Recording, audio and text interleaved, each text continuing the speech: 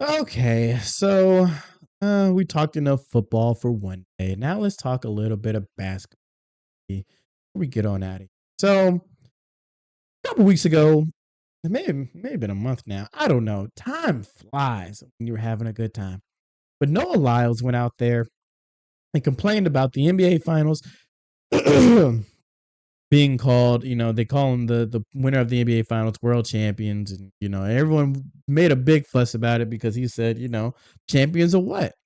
Now, when I first heard this clip, I was like, bro, yeah, I mean, the world's greatest players want to play in the NBA. But one thing I did not ponder, take into consideration any of those words, was that when these guys play for their country, they are completely different players. So, Germany won it all on the back of Dennis Schroeder. Dennis Schroeder is not that guy in the NBA, but when he plays for Germany, he is possibly the best guard ever. Right? Canada, also another good team. Who else is there was just a lot of good teams. A lot of the role players in the NBA, when they play for their FIBA teams, they are phenomenal. But you know what? Congratulations to Germany for winning it all.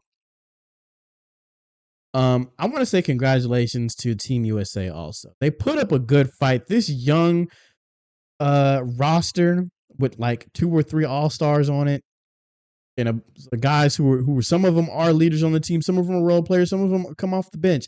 They played well as a unit, but they went up against some juggernauts, okay? And they still held their own and they didn't medal. But the names that I want to go ahead and mention, got Paolo, McCall, Brunson, Anthony Edwards, Tyrese Halliburton, Josh Hart, Triple J, Cam Johnson, Walker Kessler, Bobby Portis, and Austin Reeves. That was the roster that we sent over there. We did not send our best and brightest, but we sent some competitors. We sent some young guys.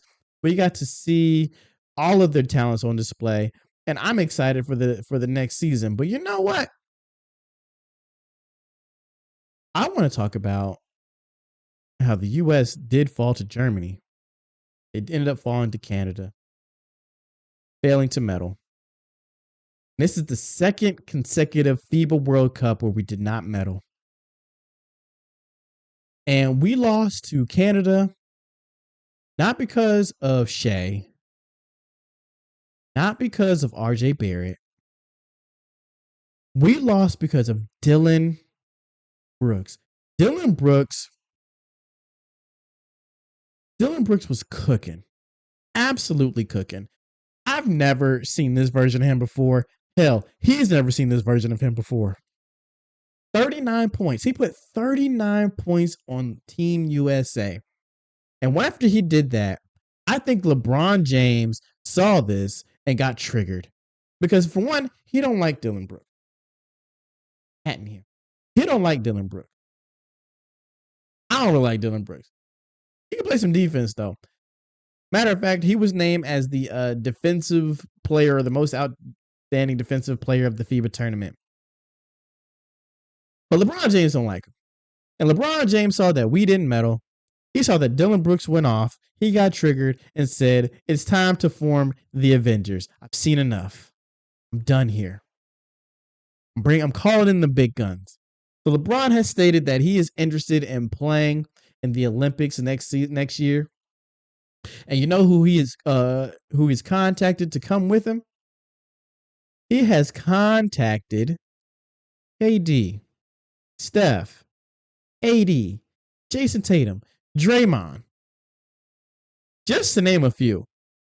And here's some other guys who seem to be interested in wanting to play as well. You got Devin Booker, Damian Lillard, a De'Aaron Fox, and my favorite player in the NBA right now, Kyrie Irving.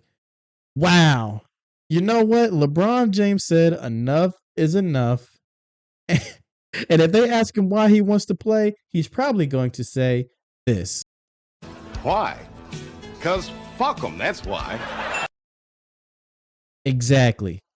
Now, it seems to me like LeBron may be following in the footsteps of Kobe. Because when Team USA, they failed to medal. Oh, no, they got bronze in 2004 at the Olympic Games. Kobe Bryant came out and they dominated in 08, played again in 2012. So it seems like LeBron is taking that approach. He's got tired of seeing us lose. And I'm coming out here. I'm going to show the world that we are the best. Show Noah Lyles that we are the best. And then I can ride off to the sunset. This is going to be like a last dance kind of venture for him. But you know what? LeBron, even though he may be motivated, it seems to me that Steph Curry may be the most motivated out of everyone because having a Olympic gold medal is the one thing he does not have. It's the last thing that he needs for his Hall of Fame career, which I thought he did play, but no, that was the FIBA World Cup that he played in, and they got gold. He did not play for the Olympics. Now, hopefully, this plan pans out. I mean, it's still early. Guys say they're going to play all the time, and then they flake out. It actually happened to LeBron James went for the Tokyo Olympics. He said he was going to do it. Ended up not doing it. Because was that the bubble year? 21? 20? No, anyway, he decided he wasn't going to do it. The only person who really did do it was Kevin Durant. They went out there and got gold. Dominated. Went out there and dominated. But the thing is that I'm also worried about is that if, like, any of these players make deep playoff runs, which we're expecting them to, you know, they may not want to commit because you're coming off a deep playoff run. You're not really getting your rest because after the playoffs is over, you got to go. You got to go to the USA training facility. You got to practice. You got to get ready for Paris.